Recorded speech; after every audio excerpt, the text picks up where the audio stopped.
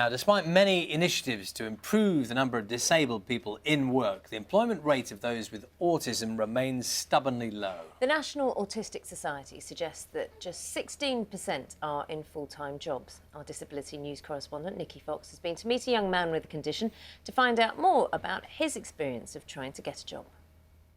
Is it Stephen? Please, follow me. Congrats on all the awards. So, tell me about yourself. Do you say everything? I probably would. I'd probably say everything in one hit, and then I've got nothing else to go on in the interview. What would you say your strengths and weaknesses are? What about being honest? Too honest. Just so you know, the role has changed ever so slightly, but it's nothing major.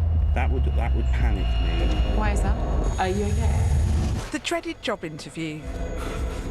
This campaign video is hoping to highlight what autistic people go through at this stage.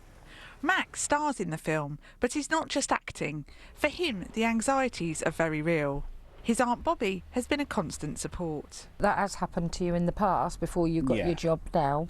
Of course, and you feel like that.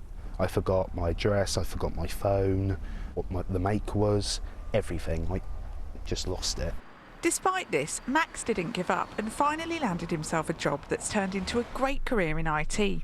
On the way to work, he told me how difficult he found his first day. That whole week for me built up, of just nerves and stress, really. I had a nosebleeding training, but when I was speaking to my bosses, that's when the nosebleed just literally gushed.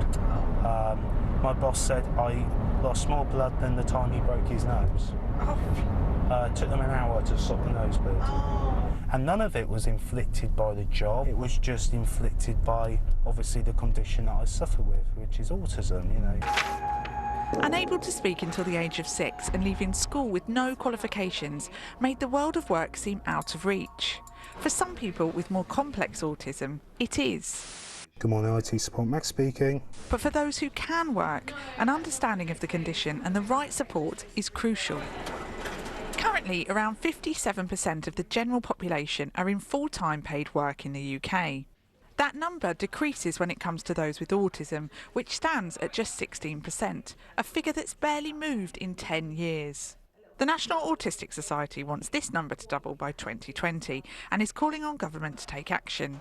The government already have programmes to support disabled people into work, but what they need to do within that is make sure that there is a specialist tailored support that can actually help autistic people, rather than having a generic disability programme that works for no one. The government says they're doing more to make sure disabled people have the right support to get a job and stay in work. And new proposals due out soon will look at ways to make employment support more effective. They really made you feel at home, and they really made you feel like no question is a stupid question, This is what I want to do, this is what I'm good at, and nothing's going to stop me. Nikki Fox, BBC News. We should know more about the government's plans to increase the number of disabled people in work over the next week or so.